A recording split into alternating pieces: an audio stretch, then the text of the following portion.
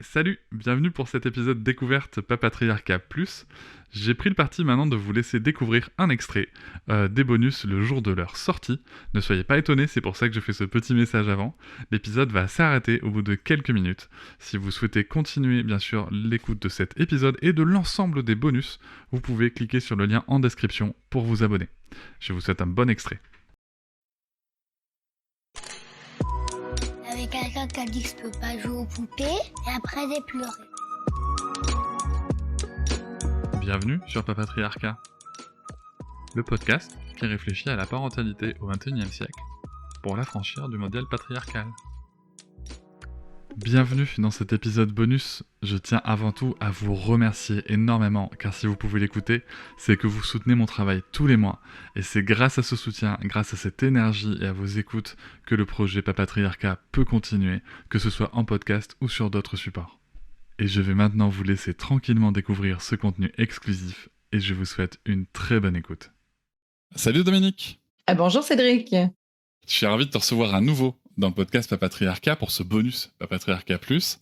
Alors Dominique, toi tu savais pas du coup ce qu'on allait faire comme bonus, et puis en enregistrant ensemble pour l'épisode général, je me suis dit tiens, ça serait peut-être bien qu'on écoute une maman de cet enfant, entrepreneur, qui a une entreprise à succès, sur les principes éducatifs. Donc Dominique, est-ce que tu es une maman qui sourit tout le temps, qui ne s'énerve jamais, qui est toujours parfaite?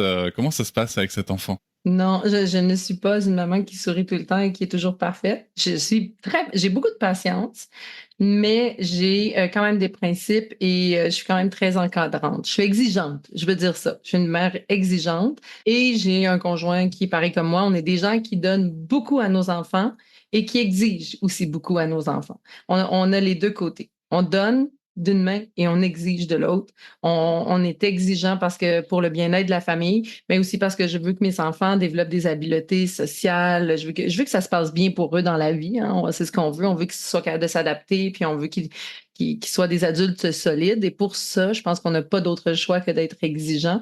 Donc, on a les deux côtés de la médaille. Mais ah oui, c'est facile d'être impatient avec cet enfant et ça arrive. Oui. Comment se sont construits ces principes éducatifs? Est-ce qu'il y a des choses que tu pensais, tu vois, à ton premier enfant, et puis tu t'es aperçu que, ben non, ça va pas le faire. Tu sais, on dit souvent, avant j'avais des principes et maintenant j'ai des enfants. Moi, je trouve qu'il y a certains principes quand même qu'on peut tenir dans notre éducation. Le principe du respect de l'autre, des droits, du respect des droits. Souvent, les gens parlent des écrans, par exemple, en disant voilà, quand j'avais un seul enfant, tenir pas d'écran avant 3 ans, c'était facile. Arriver à 2, 3, 4 enfants, c'est devenu impossible.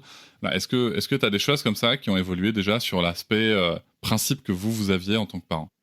Déjà, mon premier enfant avait un problème de gestion des émotions, là. Il était très, très explosif. Puis moi, d'emblée, j'ai fait ce que moi j'ai reçu comme éducation. Donc, j'ai pas accepté. Je l'ai assis sur la première marche de l'escalier. Et là, je me suis dit, on fait ça comme ça. C'est comme ça qu'on arrête une colère. Et là, on remonte il y a 14 ans, soit dit en passant, là, parce que là, c'est important de dire que ça, c'est il y a 14 ans, donc pas il y a 2 ans, là, mais il y a 14 ans, j'ai assis mon enfant sur la première marche de l'escalier et j'ai tenu mon bout. On fait pas ça, on crie pas, ça marche pas. Et là, ça devenait explosif encore plus. Et là, quand ça fonctionnait pas, la marche de l'escalier, j'allais le mettre dans sa chambre, puis on fermait la porte. Et là, c'était une tornade. Il devenait complètement fou. Il pouvait frapper dans la porte et crier des choses, des énormités. Il devenait explosif. Et là, après coup, une fois que la vague était passée, je voyais toute sa peine d'avoir fait ça. Et ça m'attristait parce que j'avais l'impression de l'avoir poussé dans ses derniers retranchements. Puis ça m'attristait. Je me disais, faut que j'essaye autre chose. Et l'éducation positive était, je dirais que le mouvement commençait. Et c'est comme ça qu'est née la petite trousse de retour au calme que vous voyez derrière moi. Ça a commencé, on l'a appelé la boîte à colère. Et là, je lui ai créé un coin calme où il pouvait se calmer.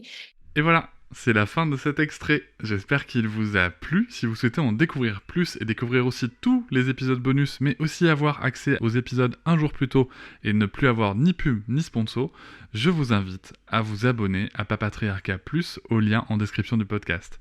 Je vous souhaite une très belle journée. Je vous remercie de m'avoir écouté. Je vous invite à vous abonner Et nous pouvons aussi nous retrouver sur Facebook, Instagram et sur le blog papatriarcat.fr. À bientôt.